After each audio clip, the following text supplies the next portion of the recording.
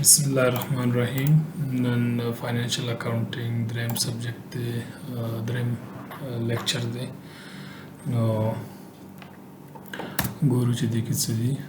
مخکې دې نه چې نننی درس شروع کړو، موږ به پریویس اوورویو وکړو چې موږ تیر درس کې دویم لیکچر کې څه ویلو. هغه فارم اف اکاونټینګ و، همداسې کیپیټل چې شی و، یعنې فارم اف اکاونټینګ کې موږ فاینانشل اکاونټینګ ویلو، کاسټ اکاونټینګ ویلو، مینجمنٹ اکاونټینګ ویلو، مینیجریل اکاونټینګ چې کوم کې ډیسیژن میکینګ کیږي. هغې نه بعد بجټري اکاونټ چې کوم کې موږ بجټینګ کوو، بجټینګ لپاره استفاده کیږي. بیا همداسې کاسټ اکاونټینګ و چې د ټیکس اکاونټینګ و چې کوم ټیکسیشن پرپز لپاره استفاده کیږي. نو دویم موضوع زموږ کیپیټل وه، یعنې هغه پیسې چې یو سرمایه ګزار سرمایه ګزاري کوي په خپل بزنس کې، هغې ته کیپیټل وایي. او سیلز هغه دی چې څه یو بزنس کمیونټي یا سروس خرڅوي، د هغې په مقابل کې پیسې اخلي. دا سیلز دی. ایکسپنسز هغه دی چې کوم یو مصارف کیږي. د دې یو اگزامپل به ننني درس کې هم وایو، او چې دا پریویس سبجیکټ دی، د دې دغه رف دغه به وکړو. نو ایکسپنسز هغه مصارف چې کوم د بزنس لپاره کیږي، سیلز لپاره. همداسې زموږ لاست پوینټ و چې پروفیټ هغه مفاد، یعنې چې د ټولو مصارف نه پس موږ ته څه پاتې شي،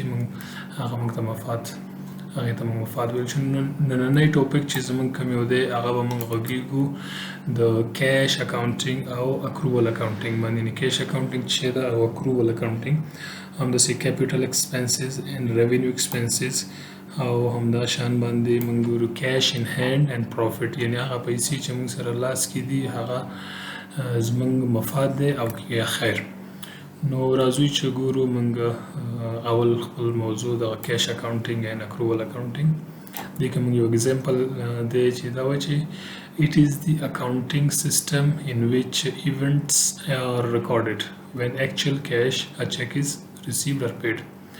نو دې کې موږ هغه ایونټ یا ټرانزیکشن یې ریکارډ کوو چې هغه هماغه وخت کې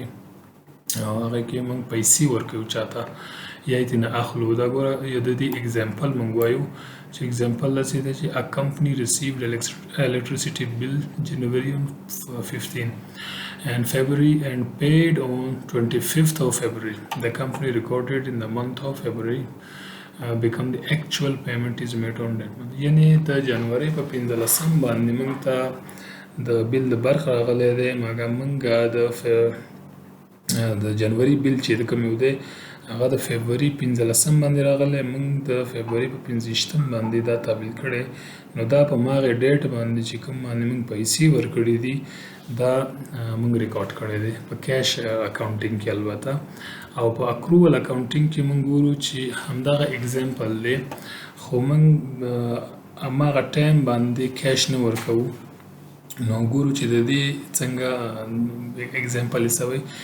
نو دا وایي چې it is the accounting system in which events are recorded as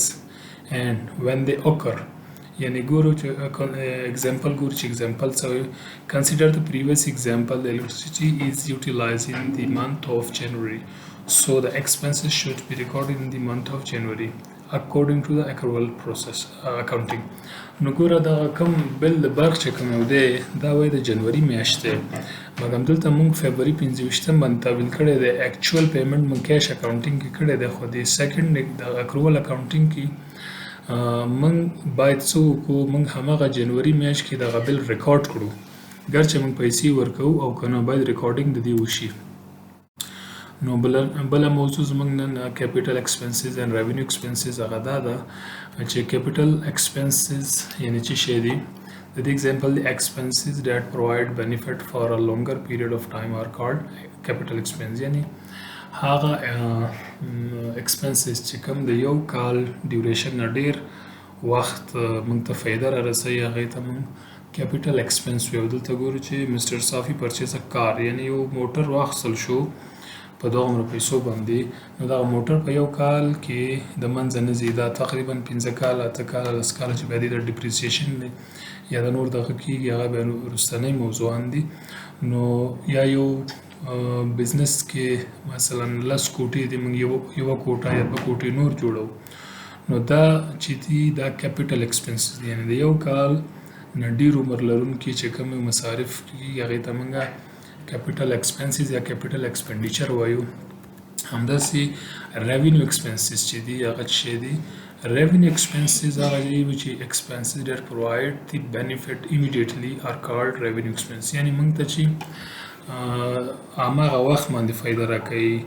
لکه ډے ټو ډے ایکسپنسز دي موږ سټیشنري اخلو شیشه پاکون اخلو یا فیول دغه کوو نو دا زمونږ ډیلی ایکسپنسز کې راځي نو دې ته موږ ریونیو ایکسپنسز وایو دا د دې اگزامپل دی هی فیول دی ټانک اف کار 1000 روپو یعنی په موټر کې تیل اچول دي او دا تیل زمونږ ریونیو ایکسپنسز دی مګر هغه موټر چې و هغه زمونږ کیپیټل ایکسپنډیچر و زمونږ نننۍ اخرنۍ موضوع دا ده چې کیش ان هینډ اند پروفیټ یعنی هغه پیسې چې زمونږ لاس کې دي هغه آیا زمونږ مفاد دی او که نه او دغه مثال چې دی دلته موږ یو اگزامپل ورکړی چې ټریډر پرچیز some good from a supplier of 1500 promised to pay in 2 weeks time. The same day he sold these to a customer for 2000 who pay 1000 and promised to pay the balance amount after 1 week. Now the end of the day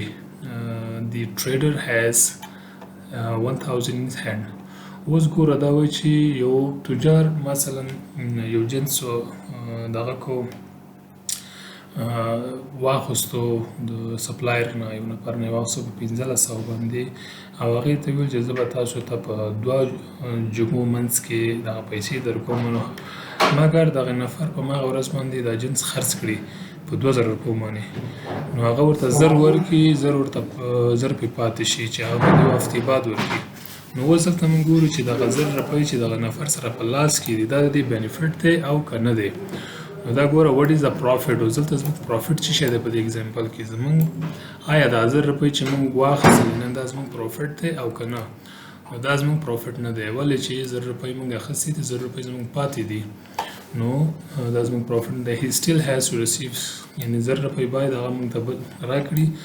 تر څو چې 1500 روپو باندې کوم جنس موږ اخیستی او موږ 500 هغې نفر ته ورکړو د دغې پیسو نه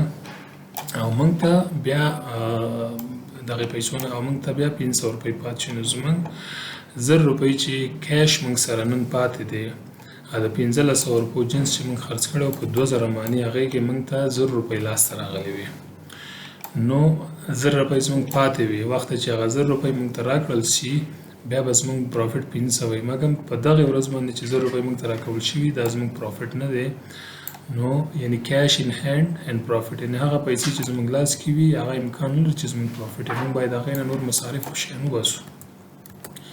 نو راځئ نننۍ موضوع موږ بیرته سم اپ کوو ګورو چې څه کېږي موږ نن څه زده کړل هغه د کیش اکاونټینګ او اکرول اکاونټینګ و چې کیش اکاونټینګ کې هماغه وخت پیسې یا ټرانزیکشن ریکارډ کیږي او پیسې ورکول کیږي اخیستل کیږي او اکرول کې صرف ټرانزیکشن ریکارډ کیږي بلکې پیسې وروسته دا ورکول کیږي یا اخیستل کیږي کیپیټل ایکسپنسز موږ اوس ولوستو چې هغه ایکسپنسز چې کوم د یو کال نه ډېر وخت ولري عمر ولري او موږ ته فایده بزنس سره رسوي هغه کیپیټل دي او ریونیو ډے ټو ډے ایکسپنسز دي همداسې کیش ان هینډ اگزامپل به اوس هم ووایو چې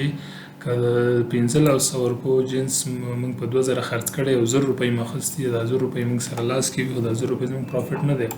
ولې چې 1000 روپۍ لا پاتې دي هغه به موږ اخلو 500 به نورې ورکوو نفر ته 500 به زموږ د بزنس دپاره پروفیټ وي مګر ایکسپنسز به پاتې وي نو دا خپل یو کورس کې یو موټیویشن کورس اضافه کو چې تاسو ته خدای دې وکړي چې دا درس ښه لګېدلی وي او که دې مورد من تاسو خپل فیډبیک یا هر څه کوئ موږ ته میسج کوی شئ مننه ښه ورځ ولرئ خپل دعاګانو کې مې یاد ساتئ